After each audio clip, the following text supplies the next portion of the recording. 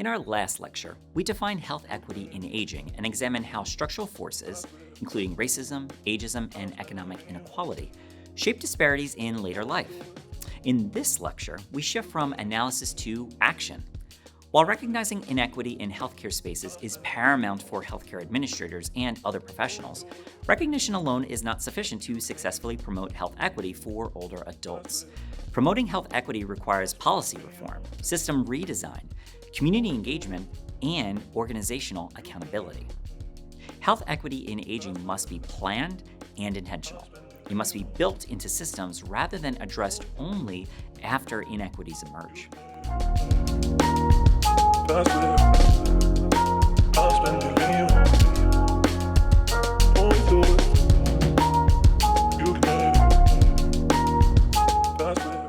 In 2024, the Administration for Community Living released a strategic framework for a national plan on aging. This framework reflects a whole-of-government approach to aging policy. The national plan recognizes that aging policy must move beyond siloed programs and toward coordinated cross-sector action. Key priorities include advancing age-friendly communities, aligning health and social care systems, strengthening economic security, supporting family caregivers, and promoting healthy aging across the life course. Importantly, equity is embedded throughout the framework. The plan emphasizes prioritizing historically underserved populations, including racial and ethnic minorities, rural communities, LGBTQ+ older adults, individuals with disabilities, and low-income older adults. It explicitly acknowledges that disparities are systemic and that systems must change to address these disparities in any meaningful way. Of note is that this plan is not just a healthcare strategy. It includes housing, transportation, labor policy, digital access, and community redesign. Per an important theme of this module, health equity requires cross-sector collaboration.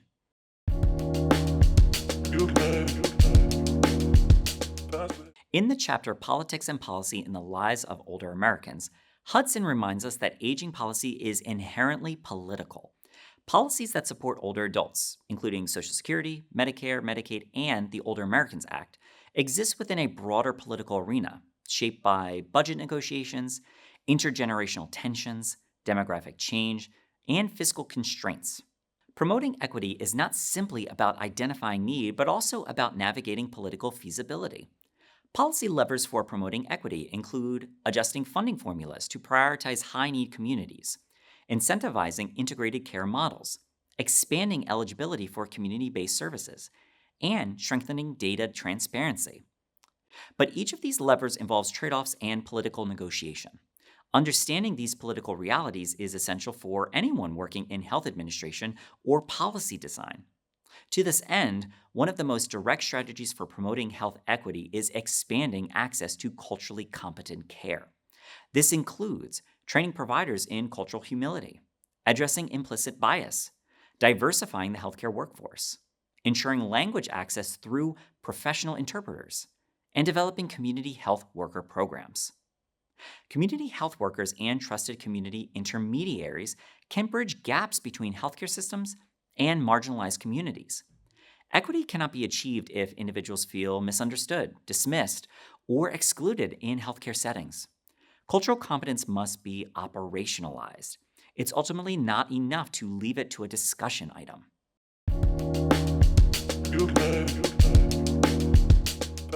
Health equity in aging requires addressing the social determinants of health, which we've previously covered, but we'll cover again here. They're that important. Let's start with housing stability. Affordable, accessible housing is foundational. Strategies to promote housing stability include expanding home modification grants, supporting aging-in-place initiatives, increasing affordable housing supply, and protecting older renters from displacement. Remember, housing instability disproportionately affects low-income and minority older adults, and programs designed to enhance stability should be mindful of this. Now, let's talk about transportation access. Transportation barriers limit access to healthcare, groceries, and social engagement. Strategies to promote access include expanding paratransit services, strengthening non emergency medical transportation under Medicaid, supporting volunteer driver networks, and partnering with rideshare companies for accessible transportation. Equity in aging includes mobility, so promoting transportation access can enhance equity. Now, let's revisit food security. Older adults are often under enrolled in SNAP and other nutrition programs. Strategies to further enhance food security include simplifying enrollment, expanding outreach, increasing funding for home delivered meal programs, and integrating food screening into healthcare visits. Remember, food insecurity is both a health issue and a dignity issue. And finally, a topic that's important but for which we only casually addressed previously: digital inclusion. Telehealth expansion has improved healthcare access for some, particularly in a post COVID 19 landscape, but it has also widened disparities for others. Equity strategies to enhance digital inclusion include expanding broadband access, offering digital literacy training, providing devices through community programs, and ensuring telehealth alternatives for those without digital access. We don't often view digital equity as health equity, but in this lens, we can clearly make that connection.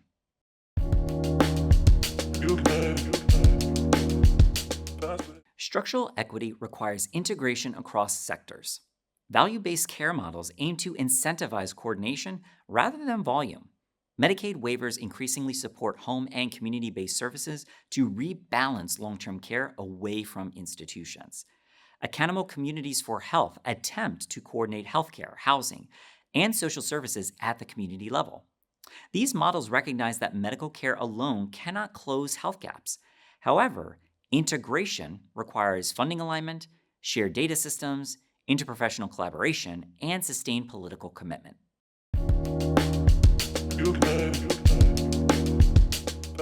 Family caregivers disproportionately shoulder the burden of long-term care, especially women and caregivers from lower income communities.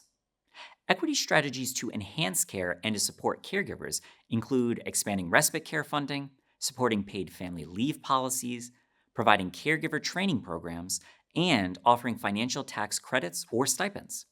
Supporting caregivers reduces burnout, improves health outcomes, and mitigates gender and economic inequities.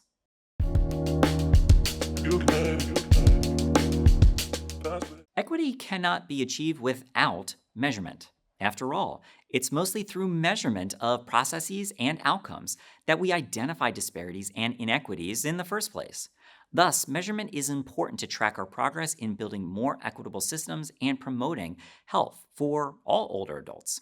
Strategies to consider as it relates to data and measurement include collecting disaggregated data by race, ethnicity, gender, geography, and disability, publicly reporting disparities to support accountability, embedding equity metrics into quality measures, and engaging communities in participatory research. While transparency can be, well, scary at times, it helps foster accountability.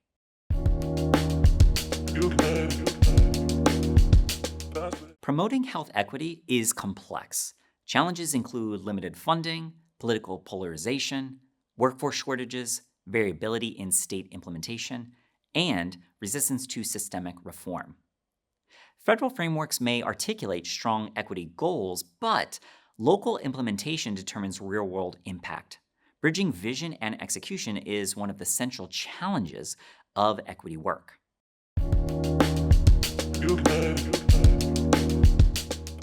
This lecture connects to themes across the course. From Module 1, demographic shifts demand systemic response. From Module 3, mental health and cognitive outcomes reflect structural conditions. From Module 5, cultural competence intersects with equity. From Module 7, economic and health policy shape daily life. Health equity requires integrating all of these domains. To summarize the new material from this lecture, promoting health equity among older adults requires multi-level strategies, including federal frameworks like the National Plan on Aging, political advocacy and coalition building, workforce development, social determinant interventions, integrated care models, and data transparency and accountability. If you take away anything, it should be this: equity is a central design principle to building and maintaining an age-friendly health system.